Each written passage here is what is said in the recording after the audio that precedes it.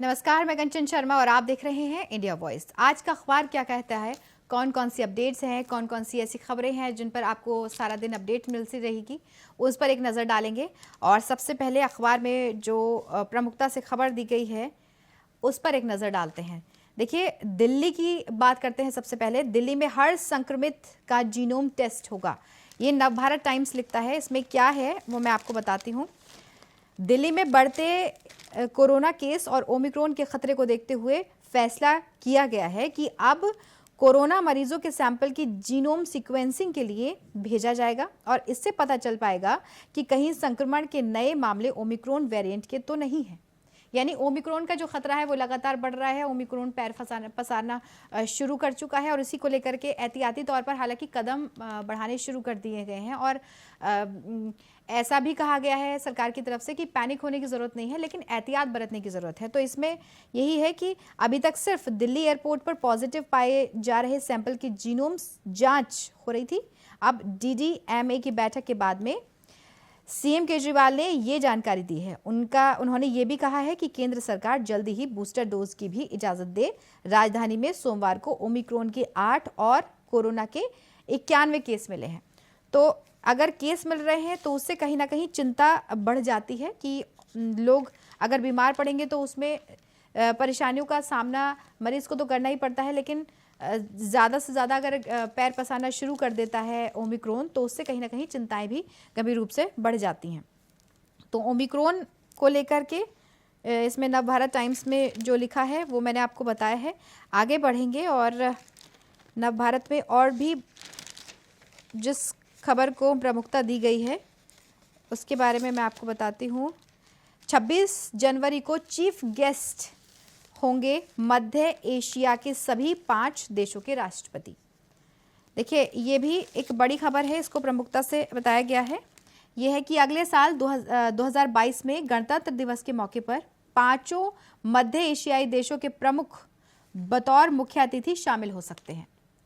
और इसी में ये पांचों देश कजाकिस्तान होगा और किर्गिस्तान है, ताजिकिस्तान है, तुर्कमेनिस्तान और इसी के साथ साथ उज्बेकिस्तान है। ये 5 जो हैं और 5 देशों की जो बात की है इसमें सूत्रों के मुताबिक रविवार को तीसरे भारत मध्य एशिया डायलॉग के दौरान इन देशों के विदेश मंत्रियों के साथ में इस मसले पर चर्चा हुई है। और इसी में लिखता है नवभारत टाइम्स कि भारत पिछले कुछ समय से इस क्षेत्र के साथ में अपने रिश्तों को मजबूत करना चाहता है। ये दूसरा मौका है जब इतने सारे देशों को एक साथ आमंत्रित किया गया है, एक साथ बुलाया गया है और इससे पहले आसियान देश को आमंत्रित किया गया था। तो इस खबर को प्रमुखता से इसमें बताया गया है कि 26 जनवरी को चीफ गेस्ट होंगे मध्य एशिया के सभी 5 देशों के राष्ट्रपति। अब आगे बढ़ेंगे और बात अमर उजाला की कर लेते हैं, जिसमें देखिए ऐश्वर्या से ईडी की 6 घंटे तक पूछताछ चली है। पनामा पेपर्स, इसमें अमर उजाला इसको लेकर के क्या लिखता है वो देखिए। इसमें लिखा है कि पनामा पेपर्स से जुड़े मामले में अभिनेत्री ऐश्वर्या बच्चन ने सोमवार को दिल्ली ने यानी ईडी ने 6 घंटे से पूछताछ की। और इसी के साथ साथ लिखा है कि ईडी ने विदेश में अर्जित संपत्ति के बारे में उन्हें सम्मन भी किया था। ऐश्वर्या ने बयान दर्ज करवाए और कुछ दस्तावेज भी सौंपे हैं, जिसमें ईडी 2016 से इस मामले में विदेशी मुद्रा प्रबंधन अधिनियम यानी कि फेमा के तहत पूछताछ कर रही है। यानी कि 6 घंटे तक पूछताछ चली। उधर संसद में जया का सरकार को शाप, यानी कि 6 घंटे तक ऐश्वर्या से पूछताछ हुई और उसके बाद में संसद में जया का सरकार को शाप। ये भी इसमें खबर इसको प्रमुखता से दिखाया गया है, बताया गया है। इस पर भी नज़र बनी रहेगी। वहीं दूसरी तरफ एक जो खबर है मोहल्ला क्लिनिक को लेकर के, मोहल्ला क्लिनिक की दवा से 16 बच्चे बीमार, जिसमें 3 की जान जा चुकी है। ये भी एक बड़ी खबर है। इस पर भी आपको जानकारी देते हैं कि दिल्ली सरकार के मोहल्ला क्लिनिक में गलत दवा देने से 16 बच्चे बीमार हो गए और इनमें 3 की जान चली गई है।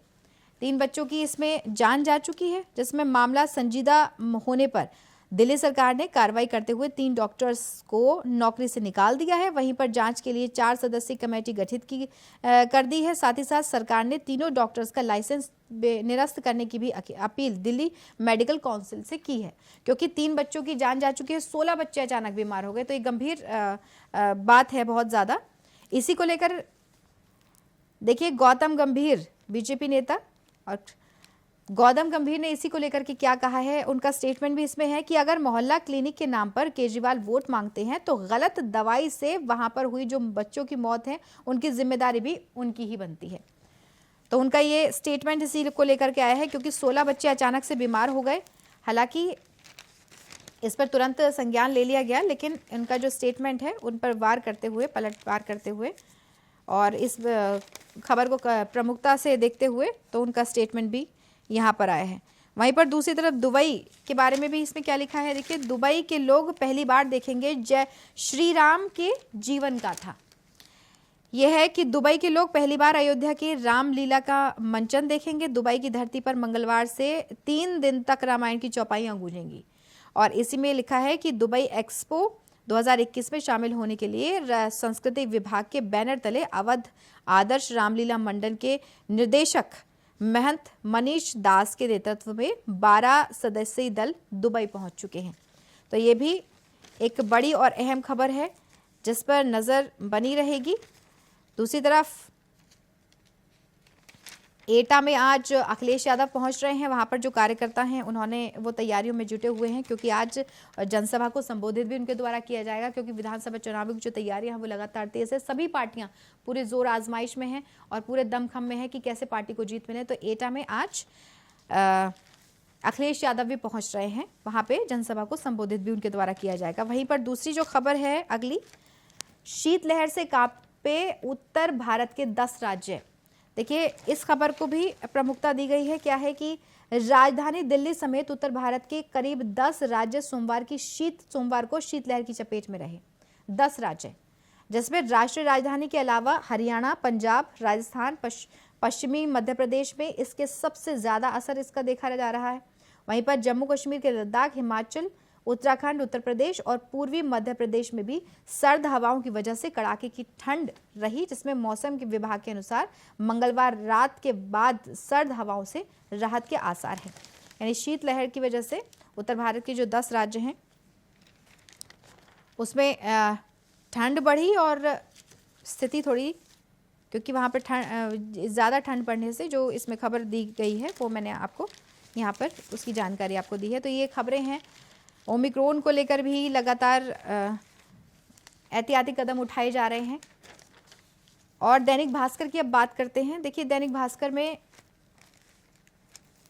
जिस खबर को प्रमुखता दी गई है इसमें आपको बताते हैं कि किसान, यहाँ पे है कि लॉज में चुनाव सुधार विधेयक पास, आधार को वोटर आईडी से जोड़ना वैकल्पिक है। इसको लेकर क्या लिखा गया है, विपक्ष के हंगामे के बीच में सोमवार को चुनाव सुधार विधेयक लोकसभा से पास हो गया और इसी में विधेयक में आधार और वोटर आईडी को जोड़ने का प्रावधान है, जिसमें केंद्रीय मंत्री किरण रिजिजू ने कहा कि आधार कार्ड को वोटर लिस्ट से जोड़ना अनिवार्य नहीं है। यहाँ इसको लेकर के काफी हंगामा भी सदन में देखा गया था और इसी में उनका ये कहना है कि आधार कार्ड को वोटर लिस्ट से जोड़ना जरूरी नहीं है, ये स्वैच्छिक और वैकल्पिक है। इससे फर्जी वोटिंग है उसको रोकने में मदद मिल सकेगी। वहीं पर मौजूदा प्रणाली में अगर 2 जनवरी तक आपका नाम सूची में नहीं आया तो आपको 1 साल इंतजार इसका करना पड़ता था। वहीं पर अब इसके लिए साल में 4 बार विंडो खुलेगी। सदन में गृह राज्य मंत्री अजय मिश्र टेनी के इस्तीफे की मांग को लेकर के विपक्ष के शोर शराबे के बीच में सरकार ने लोकसभा में बिल पेश किया। देखिए जो अजय मिश्र का जो टेनी का जो मामला चल रहा है उसको लेकर के विपक्ष लगातार पलटवार तो हो ही रहे हैं, बयानबाजी तो हो ही रही है, लेकिन इस्तीफे की मांग लगातार चल रही है। इसको लेकर के सदन में लगातार हंगामा देखा जा रहा है क्योंकि उनके इस्तीफे की मांग हो रही है। तो ये इस खबर को प्रमुखता दी गई है। वहीं दूसरी तरफ शेयर बाजार ओमिक्रॉन इन्फेक्शन की गिरफ्त में, शेयर बाजार पर भी इस पर कहीं ना कहीं असर देखा जा रहा है और इस पर भी हमारी नज़र बनी रहेगी, अपडेट आपको मिलती रहेगी। लेकिन फिलहाल दैनिक भास्कर में क्या लिखा है वो मैं आपको बताती हूँ।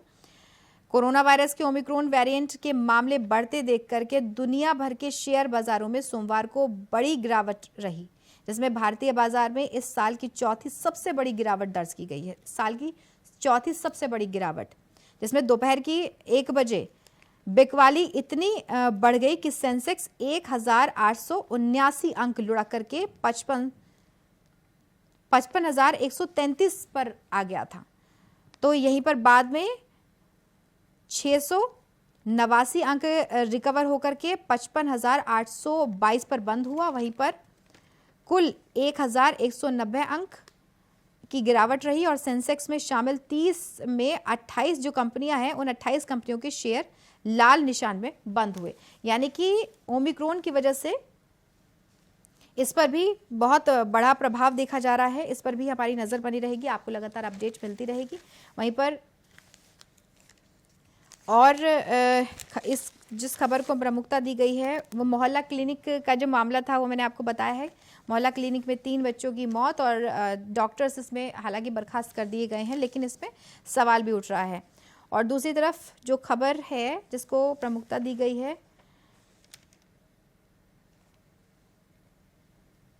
ये देखिए, दिल्ली सरकार ने 6 महीने बढ़ाई फ्री राशन स्कीम, राजधानी में टीचर्स यूनिवर्सिटी बनाने का भी ऐलान। ये भी एक बड़ी खबर है।